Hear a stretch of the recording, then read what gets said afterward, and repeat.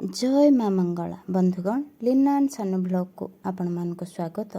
बंधुगण आसंतु शुणिमा आज खुलना सुंदरी कथा बा जो माने निशा मंगलवार करती यही व्रत कथा शुणा निहाती आवश्यक। माँ माने जो माने व्रत करती यही व्रत कथा न शुणिले तार माने पुण्य किछि मिली न थाए। तो आउ गोटे कथा बंधुगण किए यही व्रत करी बा माँ को स्मरण करी कि पुण्य पाइथिला आउ किए यही व्रत को अवमानना करी बा माँ को स्मरण न करी बा माँ को अवहेला करी क्यों दंड पाइथिला यही व्रत रे पूरा स्पष्ट भाव में लिखा है। ताहले आसंतु शुणिमा खुलना सुंदरी व्रत कथा। बंधुगण आउ गोटे कथा मु खुलना सुंदरी संपूर्ण गीतटी नहीं आसबि। ये तो बहुत बड़ अध्याय से हूँ 135-36 पृष्ठा अच्छी। तेणु मु दिने छड़ा दिने आपण मान पाखक खुलना सुंदरी व्रत कथा निश्चय नहीं आसबि। रोचु बंधुगण जय माँ मंगला। चलतु शुणिमा खुलना सुंदरी व्रत कथा। सुंदरी निशा मंगलवार ओषा प्रथम चांद मंगला वंदना राग कलसा। नम मा ग मंगला देवी जगत पालिनी मंगलदायिनी माता विपत्ति तारिणी सत्य स्वरूपा माता जग कल्पांतर अमर आतंग माता नासिलु अमरे आद्य सनातनी माता प्रकृति रूपिणी विष्णु कल्पना संभूता शक्ति स्वरूपिणी हरिहर मानस मोहिनी ब्रह्मायणी सर्वदेव तेजुजात हेलु गोसामणी अमर कंटक जे महिमा नमे दैत्य नाता निधने होम कले सर्वदेवा व्रत जसे जज्ञ अनळु सर्वदेवते तेजगिनी प्रकृति रूपिणी जात हेलुए अवनी पंचवर्ण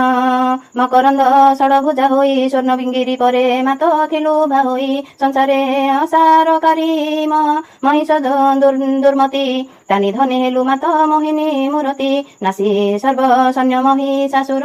महिषा कुमारी बल बळे कंधे घेनी बुलिला से अति कोपानळे अकस्माते त्यज स्वरूपा पिणी हेले जात तब हेतु पराजित से महिषा दत्य प्रकृति अंग निमात सर्वसिद्धि दात्री आपद पड़िले रखु देखाई सकती अतुट काटे शरीर ताहार पवन स्वरूपा धरु त्रिविध आकार सतरज तम रूपा अटुतु भवानी माता रूपे जन्म करी बोलाऊ जननी जय रूपे प्रीति देई कालिका रूपरे जीवंत हंता करुमा कलश प्राणी रे गुड़ा रूपरे शेषे करुमा दहन तु महिमा की वर्णिबी मोहि मूढ़ जन अगाधे बारिधि तार महिमा मध्यरु वर्णना करिबी मात तोहरी कृपारु अद्य सनातन रूप मोर कंठे बसी तुही पद पद कहि दिय मात करुणा को बही मंगलवार रे प्राणी तो चरणे सेवी विपद उद्धार करू गो मंगला देवी सेही विषयरु पूर्वरु शुणिछि मु जाहा आहे साधु सन्थ माने कहे शुण ताहा। द्वितीय छंद सर्वदेवादेवी वंदना। बंदई श्री गणनाथ गौरी नंदन पाशांकुश त्रिशूल श्रीकरे शोभन विघ्नराज विघ्ननाशी दिय दिव्यदान मोर पंच मन रहु विपद श्रीपद तजेण बंदई श्री जगन्नाथ लक्ष्मी देवी पति त्रैलोक्यर प्रभुदेव अनंत मूर्ति बंदई धरा धरंक सुतापित पादे मोहर दुरित नाश करु प्रमदे वंदे मा गौरी देवी सदाशिव मा मध्य सनातनी माता प्रकृति जनमा बंदई श्री लक्ष्मी देवी विष्णु धरणी जगत जननी माता त्रैलोक्य पालिनी बंदई श्री साधु सन्थ जनक चरणे भक्ति सुधा देई मातार अधम जने बंदई मु सरस्वती पाद एक चिते कंठरे बसीण पद कहि दिय मते राजांग मध्य श्रेष्ठ वंदे रघुनाथ श्रीवरंक वीरवरंक मध्य बंदई मो पाठ रसिकंक मध्य वंदे कृष्णचंद्र एका नारींक मध्य मु वंदे जे बंदई राधिका सतींकर मध्य मुझे बंदई जानकी ऋषिंकर मध्य मुझे अगस्ती को देखी नारचंक मध्य वंदे महाबळीश्वर जक्षंक मध्य मुहि बंदई कुबेर शास्त्रंगर मध्य वंदे श्री महाभारत तीर्थंक मध्य बंदई मु पुष्कर तीर्थ पत्रकुंकर मध्य मुझे तुलसी बंदई धातुंक मध्य सुवर्ण बंधु अच्छी मुहि दीपंकर मध्य बंदिली मु जम्बू दीप मनुष्यंक मध्य वंदे मनुष्यंक मध्य जे बंदिली नृप दानींकर मध्य वंदे मोहिकर କର୍ଣ୍ଣଙ୍କୁ ବନ୍ଦଇ ପୁତ୍ରଙ୍କର ମଧ୍ୟରେ ବନ୍ଦେ ପ୍ରହ୍ଲାଦ ମୁହିଁ ପଣ୍ଡିତଙ୍କ ମଧ୍ୟରେ ମୁଁ ବନ୍ଦିଲି ବୃହସ୍ପତି କରି ମଧ୍ୟରେ ବନ୍ଦଇ ମୁଁ ବନ୍ଦିଲି ଐରାବତ ହସ୍ତି ସରଙ୍କର ମଧ୍ୟରେ ମୁଁ ବନ୍ଦିଲି ବ୍ରହ୍ମସର କବିଙ୍କର ମଧ୍ୟରେ ବ୍ୟାସ ଦେବଙ୍କୁ ବନ୍ଦଇ ମାସ ମଧ୍ୟ ବନ୍ଦିଲଇ କାର୍ତ୍ତିକ ଯେ ମୁହିଁ ସାଗରଙ୍କ ମଧ୍ୟରେ ଯେ ବନ୍ଦିଲି କ୍ଷୀର ସିନ୍ଧୁ ନକ୍ଷତ୍ରଙ୍କ ମଧ୍ୟରେ ମୁହିଁ ବନ୍ଦିଲ ଇନ୍ଦୁ ଧେନୁଙ୍କର ମଧ୍ୟରେ ମୁଁ ଯେ ବନ୍ଦିଲି ସୁରଭି ନଦୀଙ୍କର ମଧ୍ୟରେ ମୁହିଁ ବନ୍ଦିଲି ଜାହ୍ନବୀ ଆକାଶଙ୍କ ମଧ୍ୟରେ ମୁଁ ବନ୍ଦିଲି ମେଘମାଳ ନବଗ୍ରହ ମଧ୍ୟରେ ବନ୍ଦେ ରବିଙ୍କ ଦୁଲାଳ ଛାୟା ମାୟା ସହିତରେ ଆଦିତ୍ୟ ବନ୍ଦଇ କମଳକାନ୍ତ ଚରଣେ ଶରଣ ପଶଇ ଭାଇଙ୍କର ମଧ୍ୟରେ ମୁଁ ଯେ ବନ୍ଦିଲି ଲକ୍ଷ୍ମଣ ବୀରଙ୍କର ମଧ୍ୟରେ ଯେ ବନ୍ଦିଲି ହନୁମାନ ଧାତୁକି ପଣରେ ମଧ୍ୟରେ ପାର୍ଥ ବୀରବର ପର୍ବତଙ୍କ ମଧ୍ୟରେ ମୁଁ ଯେ ବନ୍ଦିଲି ଯେ ମେରୁଗିରି କ୍ଷେତ୍ର ମଧ୍ୟରେ ବନ୍ଦେ ଶ୍ରୀ ପୁରୁଷୋତ୍ତମ ପୁରୀ ପୁଷ୍କରଙ୍କ ମଧ୍ୟରେ ମୁଁ ବନ୍ଦଇ ପାରିଜାତ ବ୍ରତ ମଧ୍ୟରେ ବନ୍ଦିଲି ମୁଁ ଏକାଦଶୀ ବ୍ରତ ବାରଙ୍କର ମଧ୍ୟରେ ମୁଁ ଯେ ବନ୍ଦିଲି ଗୁରୁବାର ବସନ୍ତକୁ ଋତୁକୁ ବନ୍ଦେ ଋତୁଙ୍କର ମଧ୍ୟର ବାନରଙ୍କ ମଧ୍ୟରେ ମୁଁ ବନ୍ଦିଲି ହନୁମାନ ଦେଶ ମଧ୍ୟ ବନ୍ଦିଲି ଯେ କାଶୀ କ୍ଷେତ୍ର ସ୍ଥାନ ମନ୍ତ୍ରୀଙ୍କ ମଧ୍ୟରେ ମୁଁ ଯେ ବନ୍ଦିଲି ମୋ ସହଦେବ ରାଜାଙ୍କର ଶ୍ରେଷ୍ଠ ଯେ ବନ୍ଦିଲି ମୁଁ ବାସବ ଦାନୀଙ୍କର ମଧ୍ୟରେ ମୁଁ ଯେ ବନ୍ଦିଲହି ବଳି ଚଣ୍ଡାଶଙ୍କ ଚଣ୍ଡୀଙ୍କର ମଧ୍ୟରେ ମୁଁ ହିଁ ବନ୍ଦିଲି ମା କାଳୀ ଛତ୍ରଙ୍କର ମଧ୍ୟରେ ମୁଁ ବନ୍ଦିଲି ପାଟ ଛତ୍ର ପ୍ରତିଜ୍ଞା ସମର୍ଥେ ବନ୍ଦେ ମା ଗଙ୍ଗାଙ୍କ କୁମାର ସତ୍ୟବାଦୀ ପଣେ ମୁହିଁ ବନ୍ଦେ ଯୁଧିଷ୍ଠିର ଯତିଙ୍କ ମଧ୍ୟରେ ବନ୍ଦେ ଦେବ ସସ୍ମାତୁର ବୃକ୍ଷ ମଧ୍ୟ ବନ୍ଦିଲଇ ଗୁରୁ ବନ୍ଦଇ ଭାଇ ସହନେ ଭାର ସହନେ ବସୁଧା କଲଇ ବନ୍ଦନ ସର୍ପଙ୍କର ମଧ୍ୟରେ ମୁଁ ଯେ ବନ୍ଦିଲି ଅନନ୍ତ ପକ୍ଷୀ ମଧ୍ୟ ବନ୍ଦଇ ମୁଁ ବିନତାର ସୁତ ବନଜନ୍ତୁ ମଧ୍ୟରେ ମୁଁ ଯେ କେଶରୀ ବନ୍ଦଇ ଚତୁର୍ଦଶ ରୂପେ ସ୍ୱର୍ଗେ ବନ୍ଦିଲଇ ମୁହିଁ ଦେବ ମଧ୍ୟ ମୁହିଁ ସାମ ବେଦକୁ ବନ୍ଦିଲି ମନ୍ତ୍ର ମଧ୍ୟ ରାମ ତାର କକୁସାର କଲି ମଣିମାଙ୍କର ମଧ୍ୟ ବନ୍ଦିଲି ମୁକୁତା ଜନନୀର ମଧ୍ୟ ମୁଁ ବନ୍ଦିଲି ବସୁମାତା ଯକ୍ଷ ରକ୍ଷ ନାଗ ନର ସୁର ଯେ କିନ୍ନର ଜଳଚର ସ୍ଥଳଚର ପୁଣି ବ୍ୟାମଚର ସବୁରି ଚରଣ ତଳେ ମୋହର ଶରଣ ଦିନ ଭିକାରୀ କି ପ୍ରଭୁ କର ପରିତ୍ରାଣ ଛାନ୍ଦ ରାଗ କଳସା ବନ୍ଦଇ ସାରଳା ମାଗ ତୁମ୍ଭ ଶ୍ରୀ ଚରଣେ ନୀତି ପ୍ରତି ମନ ରହୁ ମୋର ଅନୁକ୍ଷଣେ କୃପା ବିବେକରେ ମତେ ଅବଧାନ କର ଆତଙ୍କ ନାସିନୀ ମାଗ ବାରେକ ଉଦ୍ଧାର ପଦ କହିଦିଅ ତୁମ୍ଭେ ମୋର କଣ୍ଠାଗ୍ରତ କରିବି ତୁମ୍ଭ ମହିମା ଜଗତେ ବିଖ୍ୟାତ ଯେଉଁ ଲୋକମାନଙ୍କୁ ଦୁଃଖରୁ ଅଛୁକ ରଖି ତାହା ମୁହିଁ କରିବି କରୁଣ ହେଲେ କିଛି ଦୁରିତ ନାସିନୀ ମାଗ ଜଗତ ଜନନୀ ବିଧିରେ ଜନନୀ ମାଗ ହରଣ ଘରଣୀ ତୁମ୍ଭେ ଅଷ୍ଟଚଣ୍ଡୀ ମାଗ ମଙ୍ଗଳା ବୋଲାଅ ତୁମ୍ଭେ ଆଦ୍ୟ ମାତ ମାଗ ସର୍ବଠାରେ ଥାଅ ତୁ ଅମ୍ବିକା ତୁ ପାର୍ବତୀ ତୁ ହି ଶାକମ୍ବରୀ ତୁ ହି କମଳା ବିମଳା ତୁ ହି ଯେ ସୌରୀ ସେ ତୁ ହି ଲକ୍ଷ୍ମୀ ସରସ୍ୱତୀ ତୁ ହି ଯେ କାଳିକା କେତେ ଆଉ ବଟାନ୍ତର ଅଛି କେ ବାଳିକା ତୁ ଅଳଙ୍କାର ତୁ କଙ୍କାଳି ତୁ ଦେ ବେତାଳି ସାରଳା ଯେ ତୁହି ମୂର୍ଖ କଣ୍ଠେ ବସି ଚତୁର୍ବେଦ ଦେଉ କହି ମତେ ତୁ କରୁଣା କର ହେମବନ୍ତ ସୁତା କହିବି ବଣିଆ ରାଜା ଧନେଶ୍ୱର କଥା କେତେ ଦୁଃଖ ସହିଲା ସେ ବନ୍ଦିଶାଳେ ରହି ତାହାକୁ ଯେମନ୍ତ ରକ୍ଷା କଲୁ ମହାମାଇ ପୁଲଣା ବୋଲିଣ ତାର ଅଟଇ ଯୁବତୀ ମାନବ ଦେହରେ ଯେତେ ସହିଲା ବିପତ୍ତି ତାହାପରି ଦୁଃଖୀ ଆଉ ନାହିଁ ଏ ଜଗତେ ତାହାକୁ ଯେମନ୍ତେ ରକ୍ଷା କଲୁ ଆଗୁମାତ ସେ କଥା କହିବୁ ମୋ ଶରଧା ହଉଛି ମୋଠାରେ ଦୟା କର ସିନ୍ଧୁ ରାଜବସ୍ତି 56 ଛାନ୍ଦରେ ମୁହିଁ କରିବି ଯେ ଗୀତ ଠିକ କରି ମତେ କହିଦେବୁ ତୁ ତ ଶୁଣି ଉପହାସ ମତେ ନ କରିବେ କେହି ସେଥି ନିମନ୍ତେ ବହୁ ଡର ମତେ ହୋଇ ତୋହର ପ୍ରସନ୍ନ ଗୀତ କରୁଅଛି ମୁହିଁ ପଶ୍ଚାନ୍ତେ ବାଛିଲେ ମାଗ ମୋର ଦୋଷ ନାହିଁ କୁଲଣା ଚରିତ ଏ ଯେ ଅପୂର୍ବ କାହାଣୀ ଧୀବର ଭିକାରୀ ଏହି ପ୍ରବନ୍ଧରେ ଗଭଣୀ ଚତୁର୍ଥ ଛାନ୍ଦ ରାଗ ରାମକେରି ଶୁଦ୍ଧ ମନେ ବୁଧେ ଶୁଣ ହେ ଏ ଯେ ମଙ୍ଗଳା କଥା ପଞ୍ଚମନ ଏକ କରିଣ ତୁମ୍ଭେ ଲଗାଅ ଚିନ୍ତା ଧନ ଜନ ପୁତ୍ର ସମ୍ପତ୍ତି ଏହା ପାଇବ ଯେବେ ମଙ୍ଗଳା ମାତାଙ୍କ ଚରଣେ ଲୟ ଲଗାଅ ତେବେ ଧନ୍ୟଶ୍ୱର ବୋଲି ବଣିଆ ଘର ପଶ୍ଚିମ ଦେଶେ ପାଟଣା କଟକ ତାହାର ମଙ୍ଗଳ ନାମେ ଘୋଷେ ଏହି କଳି ଯୁଗ ଆଦ୍ୟରେ ମର୍ତ୍ତ୍ୟ ହୋଇଲା ଜାତ ଧନେଶ୍ୱର ବୋଲି କରି ତାହାର ଅଟେ ତାତ ଇନ୍ଦୁରେଖା ବୋଲି ଅଟଇ ମାତା ନାମ ତାହାର କୁବେର ପ୍ରାୟ ଧନପତି କହି ନୁହେଁ ସଂସାର ପାଟଣା କଟକ ତାହାର ମଙ୍ଗଳ ନାମେ ଘୋଷେ ଏହି କଳି ଯୁଗ ଆଦ୍ୟରେ ମର୍ତ୍ତ୍ୟ ହୋଇଲା ଜାତ ଧନେଶ୍ୱର ବୋଲି କରି ତାହାର ଅଟେ ତାତ ଇନ୍ଦୁରେଖା ବୋଲି ଅଟଇ ମାତା ନାମ ତାହାର କୁବେର ପ୍ରାୟ ଧନପତି କହି ନୁହେଁ ସଂସାର ଦାସୀ ପରିବାର କେତେ ବା କାହାକେ କହିପାରି, ଚାରି ଯୋଜନର ଉଆସ ଗୋଟି ଅଟେ ତାହାରି, ନବ ତାଳ ଗଛ ପ୍ରମାଣେ ପାଚେରି ତାର ଅଟେ ପୋଲି, ପୋଷିଲାର ମାର୍ଜାରୀ ମାନେ ଶୋଇଥାନ୍ତି ଖଟେ, କି କହିବି ବା ତାଙ୍କ ଭାଗ୍ୟ ମୁଁ ଏ ମାତାଙ୍କ ପ୍ରସନ୍ନେ, ପାଟ ପିତାମ୍ବରୀ ପିନ୍ଧନ୍ତି ତାର ପୋଇଲି ମାନେ, ଅଶ୍ୱଙ୍କ ପାଦରେ ଘାଗୁଡ଼ି ହସ୍ତି ବେକରେ ଘଣ୍ଟା, ସାରି ପାଦେ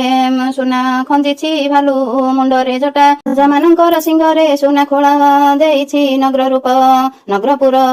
ତାର ମଣ୍ଡଣୀ ନାହିଁ ଉପମା କିଛି, କାହିଁ ଖଟ ଦୋଳି ପଲଙ୍କ କେଉଁଠାରେ ବାଙ୍କିଆ, କାହିଁ ପଞ୍ଚମରେ ବିଛଣା ଅଛି ପାଟ ତକିଆ, କେଉଁ ଘର ଗୋଟି ହୋଇଛି ମେଘନାଦ ଛାଏଣି, କାହିଁ ପ୍ରବାଳରେ ମୁକୁତା ଝୁମ୍ପା ଲାଗିଛି ପୁଣି, କେଉଁ ଘର ଗୋଟା ଚନ୍ଦନ ରୁଅ ଶ୍ରେଣୀ ହୋଇଛି, କାହିଁରେ ଯାଉଳି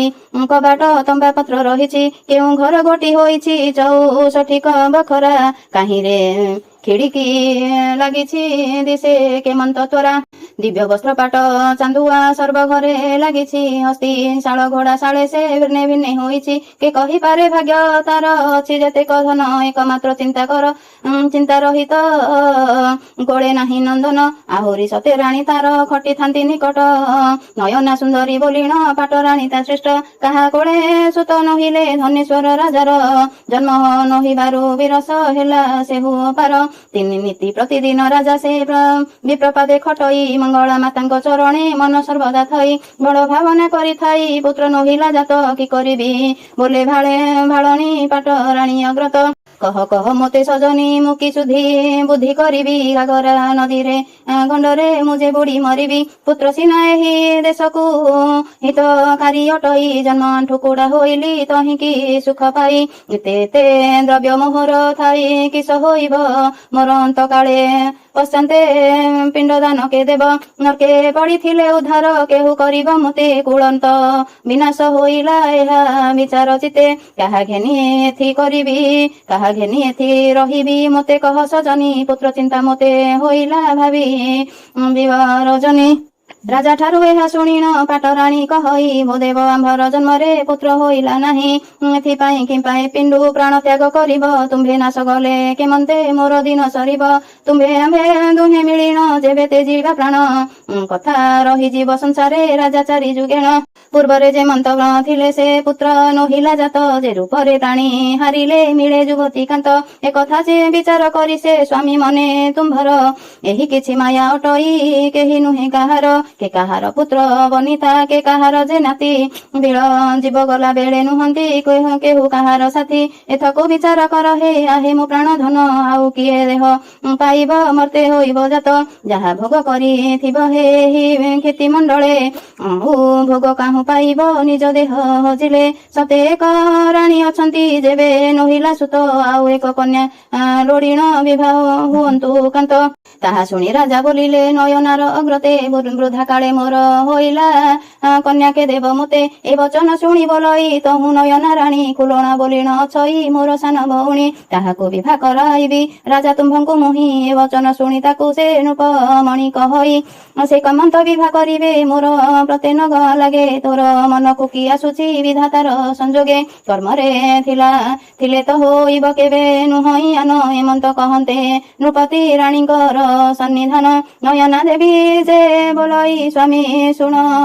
ଶୁଣ ମୋ ବାଣୀ, ମୋ ଭାଇ ବିଦ୍ୟାଧର ଠାରୁ ତୁମ୍ଭେ ଯାଅ ଏକ୍ଷଣି, ତୁମ୍ଭେ ଯାଇ ତାହା ସାଙ୍ଗରେ ଚଉସାର ଖେଳିବ, ଖେଳରେ ମୋ ଭାଇ ହାରିବ ଖୁଲଣାକୁ ମାଗିବ, ଏ ବଚନ ଶୁଣି ନୃପତି ବଡ଼ ହରସ ହେଲା, ଯିବା ବୋଲି କରି ରାଣୀ କି ସେ ମେଲାଣି ମାଗିଲା, ହରସ ମନରେ ନୟନା ତାଙ୍କୁ ଦେଲା ମେଲାଣି, ଛାନ୍ଦ ଛାନ୍ଦ ପ୍ରତିବନ୍ଧରେ ଦିନ ଭିକାରୀ ମଣି।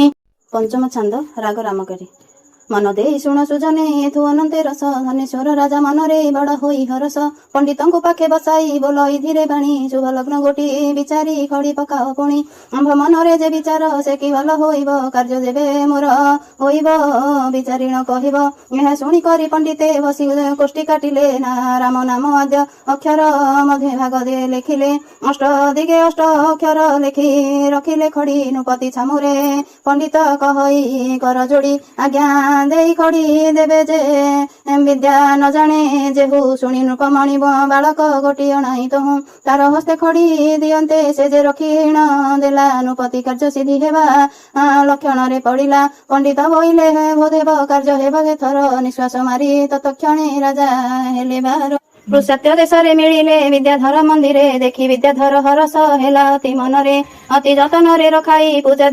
ବିଧି ସେ କଲା ବିଦ୍ୟା ସଞ୍ଚା ନାମ ଅଣାଇ ତାଙ୍କ ନିକଟେ ଦେଲା ବୁଞ୍ଜି କରି ରାଜା ହରସେ ତାମ୍ବୁଳ କଲେ ପାନ ରତ୍ନ ପଲଙ୍କରେ ବସିଣ ହେଲେ କୌତୁକ ମନ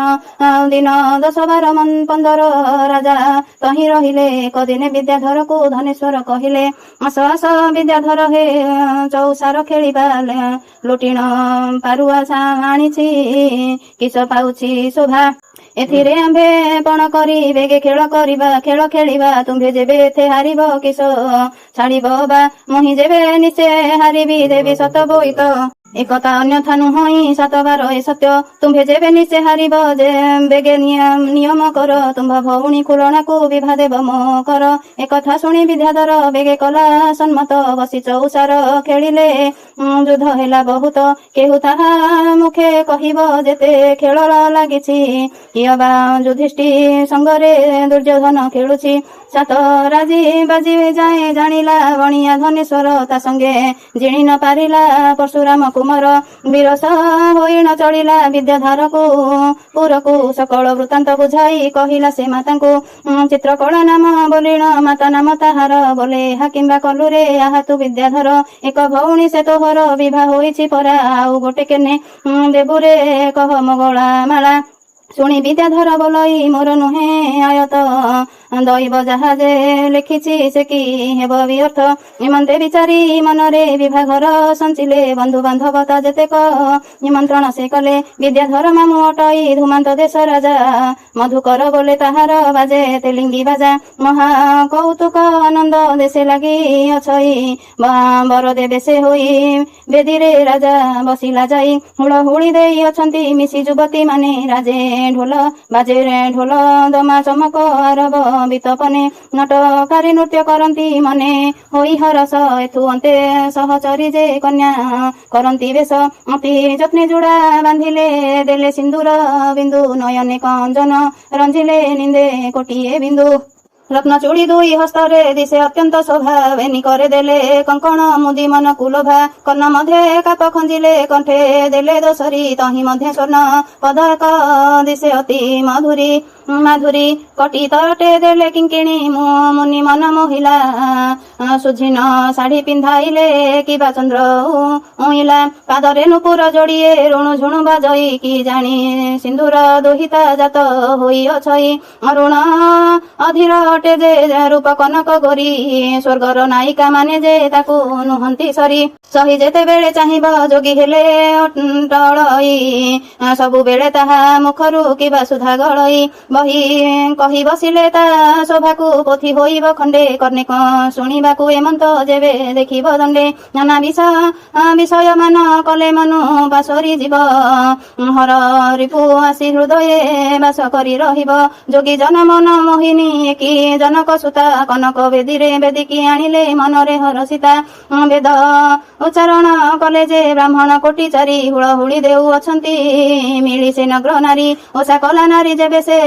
ଚରିତ ଶୁଣିବ ମଙ୍ଗଳା ମାତାଙ୍କୁ ସୁମରି ହୁଳହୁଳି ସେ ଦେବ ବାକ୍ୟ ପଢି ବ୍ରାହ୍ମଣ ହସ୍ତଗଣ୍ଠି ପକାଇ ଯେ ବିଧି ବିଧାନ ମତରେ ଯୌତୁକ ସେ ଦେଇ ଅର୍ଘ୍ୟ ବନ୍ଦାପନା କରିଣ ବର କନ୍ୟାକୁ ନେଇ ବନ୍ଧୁ ମାନଙ୍କୁ ବସାଇ ଦ୍ରବ୍ୟ ଭୋଜନ ଦେଲେ ଗଳା ଦିନ 10-15 ଏଥକୁ ଆନ ରୀତି ଯେ ଯାହାକୁ ଦେଲେ ମେଲାଣି ବିଦ୍ୟାଧର ନୃପତି ବନ୍ଧୁବର୍ଗ ମାନ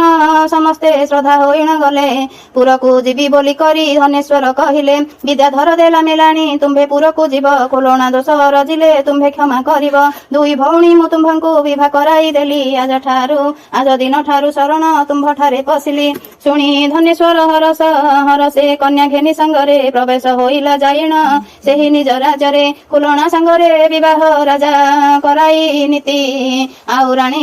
ଯେତେ ଅଛନ୍ତି ନ ଯାଏ କାହା କତି ପାଟରାଣୀ ତାର ନୟନା ରାଜା ତାକୁ ମୂର୍ଛିଲା ଏମେ କାନ୍ତେ କୁଲଣା ସାଙ୍ଗରେ ରାଜା ଦିନକା ବଞ୍ଚିଲା ମଙ୍ଗଳାଙ୍କ ପଦ୍ମ ପାଦରେ ରଖିଥାଏ ସେ ଧ୍ୟାନ ମଙ୍ଗଳା ମାତାଙ୍କ ବିହିନେ ନ ଜାଣଇ ସେ ଆନ କହି ଦିବର ଭିକାରୀ ମୋତେ ରଖ ମଙ୍ଗଳା ନ ଆସିଲା ପଦମାନଙ୍କୁ କହିଦିଅ ମଙ୍ଗଳା।